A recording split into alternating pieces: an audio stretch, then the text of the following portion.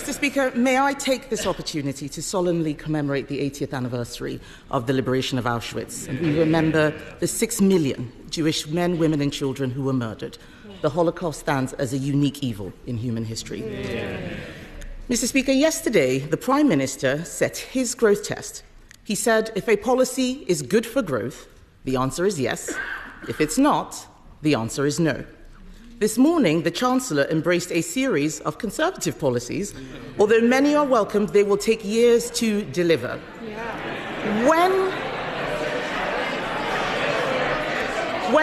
Good day, and welcome back to British Report.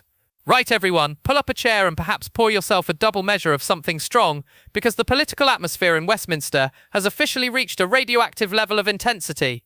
We are witnessing the final Prime Minister's questions of 2025, and it wasn't just a debate, it was a total forensic dismantling of a Prime Minister who seems increasingly adrift in a sea of his own making. As the festive lights twinkle across the country, a shadow has fallen over the nation's most cherished institution. The NHS is currently staring into a terrifying abyss, caught in the pincer movement of a record-breaking superflu crisis and a resident doctors' strike that has effectively pulled the plug on patient safety just days before Christmas. To Kemi Badenoch, in what many are calling her most dominant performance since taking the Tory leadership, didn't just ask questions, she effectively put Sir Keir Starmer on trial for a catastrophic loss of control. She accused him of a political failure so profound that it is now being measured in the pain of children and the undignified suffering of pensioners. It was a performance that stripped away the lawyerly veneer of the Starmer administration, leaving the Prime Minister looking rattled, defensive, and in Badenoch's own words, completely lacking the baubles to do what is necessary for the country. The backdrop to this high-stakes confrontation is a reality so grim it would have been dismissed as a horror movie script just a few years ago. While the government continues to recycle its fixing the foundations rhetoric, the foundations of the healthcare system are visibly crumbling. The spark for this week's explosion was a piece of truly horrific secret footage captured by an ITV News journalist inside the Royal Blackburn Teaching Hospital in Lancashire. 5. This wasn't a curated government press release, this was the raw, unvarnished truth of corridor care in 2025.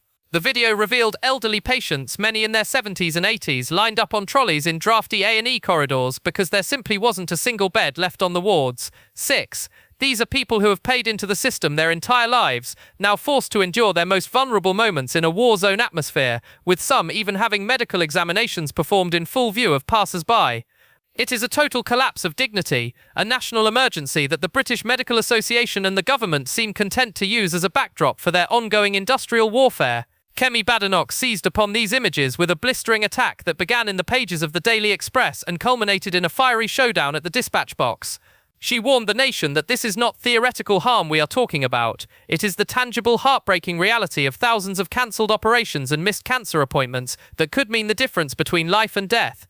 Her central thesis was simple. Labour has been completely captured by the very trade unions that funded their path to power. She pointed out the staggering irony that Sir Keir Starmer, a man who built his reputation on law and order, has given the doctors a massive 28.9% pay rise, only to be rewarded with the 14th strike of the dispute, a walkout carefully timed to inflict maximum damage during the NHS's moment of maximum danger. 8. Badenoch's demand was clear. If the state can ban strikes for the police and the army to ensure national security, why does the Prime Minister not have the backbone to do the same for a health service that is currently a matter of life and death? The Prime Minister's response was a study in political evasion. He described the strikes as dangerous and utterly irresponsible, yet his primary tactic was to plead with the resident doctors not to abandon patients. One, the message that felt tragically hollow given that the BMA had already issued the order for 70,000 appointments to be wiped from the calendar. Starmer tried to pivot back to the Tory legacy, claiming the NHS was on its knees when he found it, but Badenoch was ready for the pivot. She reminded the House that after nearly 18 months in power, the blame the last lot defence has reached its expiration date. The reality is that on Starmer's watch, the NHS is facing its worst flu crisis in years, with over 3,140 patients currently occupying beds, the highest level ever recorded for this point in the winter. We are looking at a system at 94% occupancy, where hospitals like Cheltenham General have been forced to close their emergency departments entirely for the duration of the strike. This is Starmageddon in real time, a winter of discontent that is being fueled by a government that seems terrified of its own shadow. Wes Streeting, the health secretary who was once touted as the bright hope of the Labour front bench, has been reduced to a figure of public apology. He has spent the week on a media blitz, admitting that these strikes come at the worst possible time and pose an intolerable risk to patient safety. However, his attempts to reach a deal have been met with a wall of union militancy. The BMA's Resident Doctors Committee, led by Dr. Jack Fletcher, rejected the government's latest offer by a staggering 83%. Report. The offer included an expansion of specialist training posts and a promise to cover exam fees, but critically, it offered no extra pay on top of the nearly 29% they had already received. Fletcher's response was one of defiance, arguing that they are striking against a jobs crisis and real terms pay cuts.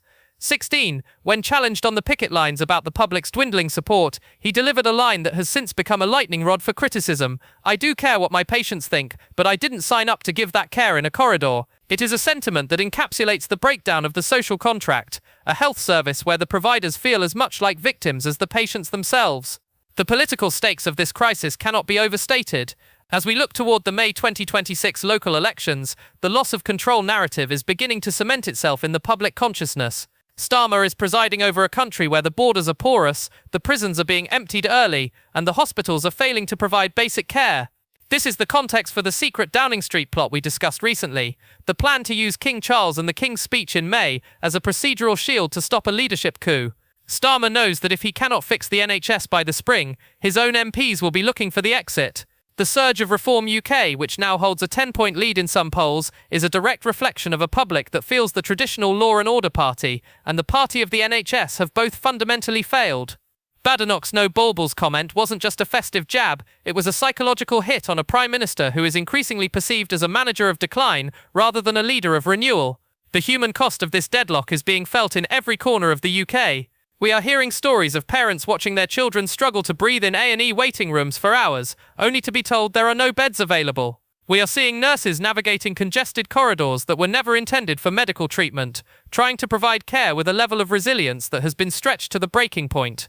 18. The Royal College of Nursing has described the situation as a national emergency, yet the government's response seems to be a mix of hope and apology.